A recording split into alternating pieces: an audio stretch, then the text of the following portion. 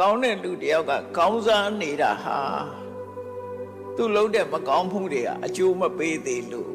သူဆိုလို့တယ်အကျိုးမပေးသေးဘူးဆိုရင်သူကောင်းစားနေတတ်တယ်ပါဘောပိပတ္တိဖတ္ထရာယဝပပန္နပစ္စတိ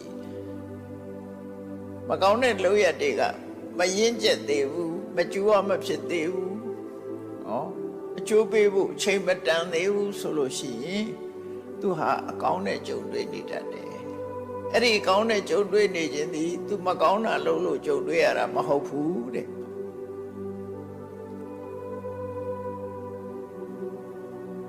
ယဒာသပစ္စတိပပံအထပါဘောပပတိပတ္တိအေးမကောင်းတဲ့အလုပ်ကမကြွားဖြစ်လာပြီရှင်းကျက်လာပြီအကျိုးထုတ်လုပ်ပြီးဆိုတဲ့အခါမှာကြတော့တဲ့မကောင်းတဲ့လူဟာမကောင်းကျိုးတွေပဲတွေ့ပါလိမ့်မယ်ရှိတယ်လေတခါတည်းလူတွေဟာမဟုတ်တာလုပ်တဲ့လူတွေကချီးပွားနေဟုတ်တာလုပ်တဲ့လူတွေကဆင်းရဲနေတယ်ဆိုတဲ့အခါမှာတို့ဟုတ်တာလုပ်လို့ဆင်းရဲတယ်လို့စိတ်ကတွေးပြီးသွားတယ်အဲ့တော့ငါလည်းမဟုတ်တာလုပ်မှပဲလို့သွားတွေးပြီးပြန်နော်မဟုတ်တာလုပ်တဲ့လူတွေကောင်းစားနေမဟုတ်တာလုပ်လို့ကောင်းစားတယ်လို့သွားတွေးတာအဲ့ဒါကြောင်းကျိုးစီလျော်မှုမရှိဘူးတကယ်အစစ်မှန်က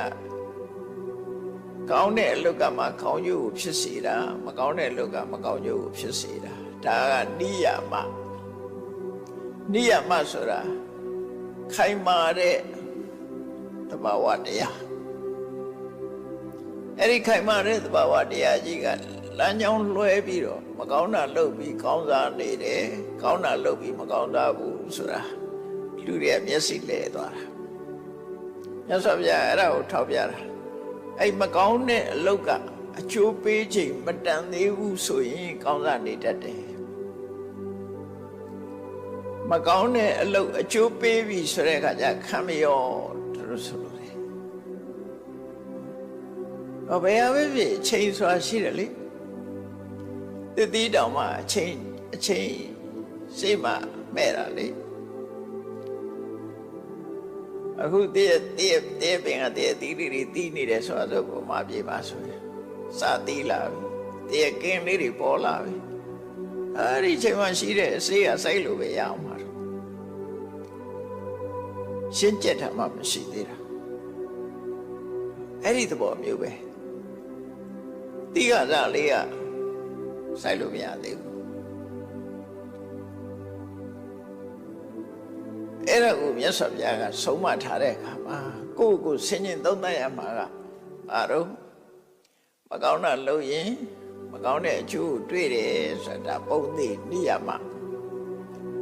မကောင်းတာလုပ်ပေမဲ့လို့မကောင်းတဲ့အလုပ်က